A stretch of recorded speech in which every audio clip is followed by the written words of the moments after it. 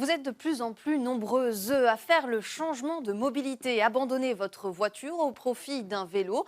Oui, mais un tel changement peut faire peur. Et pour passer ce premier cap, pourquoi ne pas être accompagné? C'est l'idée du projet OK Mobility et ça a déjà séduit la commune de Gette.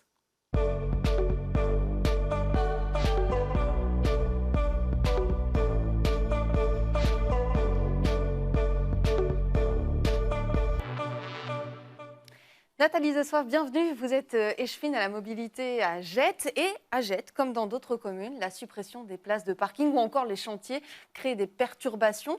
Comment réagissent les Gettoises et les Gettois à ces changements dans l'urbanisme de Gette? Oui, effectivement, à Gette, nous avons quelques gros dossiers qui vont se concrétiser prochainement. Et comme toujours, comme c'était le cas pour le chantier Tram 9, il y a des gens qui se réjouissent et il y a d'autres qui s'inquiètent et on peut le comprendre. Un dossier très concret, par exemple, c'est le dossier sur la rue Léon Théodore, la grande axe commerciale entre la place Miroir et la place Mercier. Et là, effectivement, dans le cadre du réaménagement, maintenant, il y a 75 places de stationnement. 70, environ 70 devraient disparaître. Et je pense que la première chose à faire, c'est de bien informer les gens. C'est pour ça que nous avons mis sur place un comité d'accompagnement avec des représentants des riverains, des écoles, des commerces, pour qu'on puisse bien expliquer les raisons, les enjeux, le pourquoi et comment ça se fait que ces places de stationnement doivent disparaître pour donner plus de place à la sécurité routière. Oui, parce qu'on entend souvent, quand il y a des changements comme ça, de la part des automobilistes, bon, ok, on change tout, mais nous, en tant qu'automobilistes, qu'est-ce qu'on doit faire?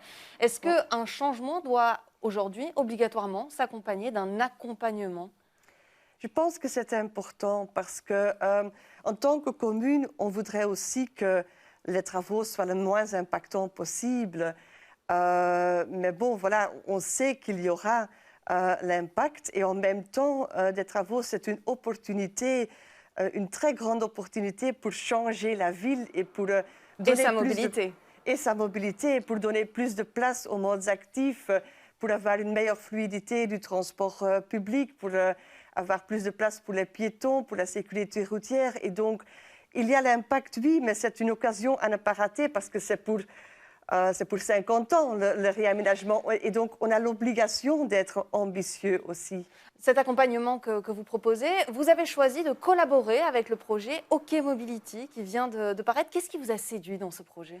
C'est un projet qui est très concret, qui propose un accompagnement aux habitants très diversifié et très concret. Et par exemple, ça donne la possibilité de découvrir les avantages du vélo, de tester des vélos électriques, des vélos cargo, des vélos pliables, d'avoir une formation aussi, comment rouler en ville, comment accompagner son enfant quand il roule à vélo, par exemple.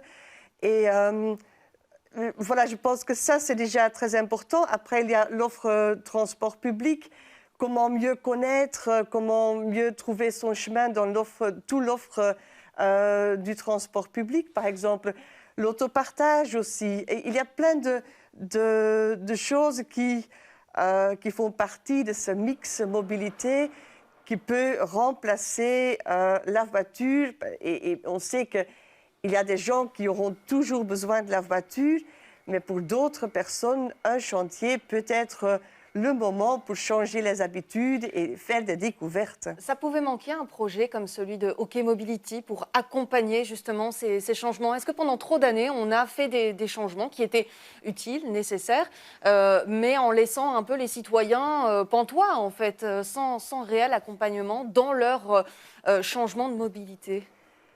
Oui, peut-être. Et on se rend compte maintenant que ça commence à être beaucoup pour les citoyens. Il y a beaucoup de chantiers et souvent un chantier s'accompagne de suppression de places de stationnement parce que voilà, il y a la rue entre deux façades, on ne peut pas l'élargir, hein. On doit faire avec la place qu'on a. On veut donner plus de place aux piétons, par exemple, ou au transport public, ou au vélo. Et donc, souvent, la variable qu'on a, c'est le stationnement. Et je comprends très bien que les gens, à un certain moment, ils commencent à se dire, mais est-ce que vous vous rendez compte quel impact ça a pour nous? Et donc, effectivement, c'est important de communiquer sur les enjeux, sur ce qui est important pour nous, ce qui est important pour eux, pour la ville. Trouver un équilibre. Et trouver un Pour équilibre, tous. oui, tout à fait. Merci beaucoup pour cette expérience de terrain que vous avez pu nous partager. On l'a entendu, des changements dans la ville qui entraînent également des changements en termes de mobilité. On est allé vous poser la question à vous. Comment se sont passés ces changements de mobilité? Est-ce que vous vous sentez à l'aise et est-ce qu'un accompagnement serait nécessaire? On vous écoute.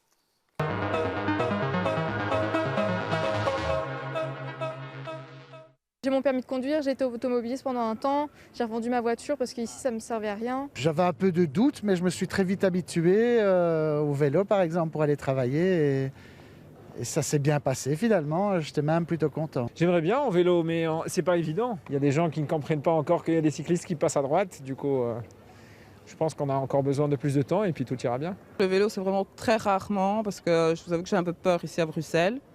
Donc voilà, c'est plus les transports en commun. Je trouve que les transports publics c'est plutôt pratique et j'ai un abonnement que je paye à l'année, donc je vois pourquoi est-ce que je changerais. Les voitures partagées, non, pas tellement.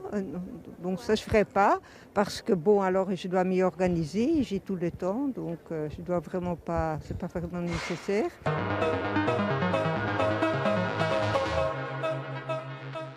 Xavier Takoun, vous êtes directeur d'Espace Mobilité. Une petite réaction par rapport au témoignage qu'on vient d'entendre sur les changements en termes de mobilité, justement. Justement, ils évoquent la question du changement. Et le changement fait peur. Et on a montré que des gens avaient encore peur de changer et d'autres avaient changé et avaient surestimé en fait les difficultés au changement. Et je pense que c'est vraiment ça qui est mis bien en évidence dans ces témoignages. Et pour les accompagner, donc Espace Mobilité lance un projet pilote qui s'appelle OK Mobility. Comment vous est venue cette idée? Sur quelle base le constat s'est dressé? C'est une progression dans nos réflexions. Il y a 5 ans, on a lancé un laboratoire qui s'appelle Maestro Mobile et qui vise justement à accompagner les gens dans le changement comportemental parce qu'on s'est rendu compte qu'il y a des obstacles psychologiques, technologiques, financiers, sociologiques au changement de comportement de mobilité. Et donc on a itéré, on a lancé plein d'initiatives sous forme de jeux, d'accompagnement. Et ici, avec la crise du Covid, on s'est rendu compte qu'on avait besoin d'un dispositif permanent, souple, agile, individuel. Et c'est ça qui nous a fait penser à la mise en place d'une telle plateforme et reprendre en fait ce que fait Google, à savoir la simplicité. Et beaucoup d'entre vous connaissent la fonction OK Google. Mais ici, c'est le même principe, c'est OK Mobility, en disant on a une question, on veut changer, on veut faire quelque chose, on est là pour vous aider et vous accompagner étape par étape. Alors comment est-ce que ça se passe concrètement? Vous proposez une série de services sur cette application, cette plateforme. Voilà, donc on cherche à être en fait de créer une dynamique collaborative avec l'ensemble des acteurs qui traitent la mobilité, aussi bien au niveau des services de transport public, de mobilité partagée. Parfois, tout simplement, mettre à disposition un vélo pendant 15 jours pour dire aux gens, mais n'ayez pas peur, un vélo cargo, c'est peut-être fait pour vous. Expérimenter, Tester, et puis vous voyez. expérimenter. Et nous, on est là pour les aider, les conseiller, éventuellement faire un tour avec eux, avec le véhicule, etc. Et donc, à chaque étape. Et pourquoi? Parce que le Parlement bruxellois avait fait un débat et un panel citoyen à l'occasion de l'élaboration du plan régional de mobilité Good Move. Et la première résolution des citoyens, c'était informez-nous davantage sur les alternatives. La première, et ça nous a terriblement interpellés, qu'on ne parlait plus d'infrastructure, de tarification, d'information, et on a voulu rebondir sur cette demande. Donc un manque de communication qui pourrait être comblé donc avec cette plateforme. Et pour cette plateforme, pour ce projet, vous vous êtes entouré d'acteurs de la mobilité. Vous l'avez dit, j'en cite certains, Poppy, Lime, Get Around encore, Dot ou encore Billy Bike. Qu'est-ce qu'ils y gagnent, ces acteurs? Mais ils y gagnent en visibilité et quelque part, on vient essayer de résoudre le problème qu'ils ont, c'est que les services sont visibles, ils font de la communication. Oui, parce qu'on les connaît. Je veux dire, ça fait quelques années qu'on en parle. Voilà, mais en fait, la mobilité partagée, on en parle beaucoup et on en consomme très peu. Il y a moins de 10% des Belges qui utilisent des formes de mobilité partagée. Il y a une crainte. Il y a une crainte parce que les gens n'ont pas toujours l'habitude des applications mobiles, n'ont pas de carte de crédit ou tout simplement ne savent pas par quels itinéraires passer dans une ville. Et donc, ils gagnent en tant qu'acteurs à venir rejoindre un écosystème. Vous entendrez de plus en plus parler du MaaS. Et le MaaS, c'est Mobility as a Service. C'est le concept de mobilité servicielle qui est propulsé par la digitalisation de notre économie, mais nous, on veut le réhumaniser, ce concept, parce que il y a une question digitale là derrière, mais d'abord, il faut prendre les gens par la main. Oui, il faut mettre le pied à l'étrier ou à la pédale, là, pour voilà, le coup. tout à fait. Et c'est vraiment ça qu'on propose. Oui, donner une impulsion. Et cette impulsion, elle n'est pas que pour les particuliers, parce que les entreprises sont séduites aussi par ce projet. Oui, on a une collaboration avec la Chambre de commerce, Bessie, qui a trouvé le concept intéressant. Et on lance la première initiative ici avant l'été en essayant de mobiliser des entreprises, leur offrir un service qu'ils peuvent intégrer dans leur politique de ressources humaines, dans leur politique de transition à l'échelle de l'entreprise, mais de manière très souple. C'est un programme volontaire. Les gens peuvent suivre le programme, s'inscrire à une application qui est une forme de réseau social, mais qui va être là à disposition. Et donc, on a beaucoup de marques d'intérêt. Je ne vous cache pas, on est au tout début de l'initiative. Notamment pour les communes, hein, on a eu Jet juste avant vous. Pour les communes. L'idée, c'est une plateforme unique, collaborative. Nous, on est à l'initiative, mais on ne veut pas du tout tirer cela vers nous, mais que ce soit la zone basse émission, que ce soit les plans de circulation dans les quartiers, que ce soit des gros travaux d'infrastructure de la STIB ou d'un autre acteur, que ce soit une nouvelle politique de mobilité en lien avec le budget mobilité dans une entreprise, il y a une plateforme d'accueil, d'accompagnement, d'aide qui se trouve à disposition. Très rapidement, ce projet, il va prendre de l'ampleur à partir de la rentrée, parce que pour le moment, c'est un projet pilote. Si vous allez sur le site internet, vous verrez que ce projet est temporaire. Ce n'est pas vraiment le cas. Ça va se mettre en place concrètement. C'est la première phase, et donc on a lancé ça avec la Chambre de commerce, et donc on est en train d'apprendre des erreurs aussi, de voir comment ça fonctionne. Il y a toute une partie opérationnelle, mais l'ambition, et on fait vraiment un appel à destination des citoyens, des collectifs citoyens, des communes, de la région, des opérateurs de transport public, en disant, voilà, nous, on peut vous aider à mettre cela en place, mais on vous met à disposition un outil, une démarche, une méthodologie, et ce n'est pas un produit. Ce n'est pas ça qu'on met à disposition, c'est vraiment une démarche méthodologique avec un ensemble d'acteurs. Merci Xavier Takoun de nous avoir présenté ce projet OK Mobility, qui propose donc un meilleur accompagnement et une meilleure communication pour les citoyens qui souhaitent un changement de mobilité. Merci de nous avoir suivis, c'est la fin de cette émission. Je vous dis à la semaine prochaine, même heure, même tram.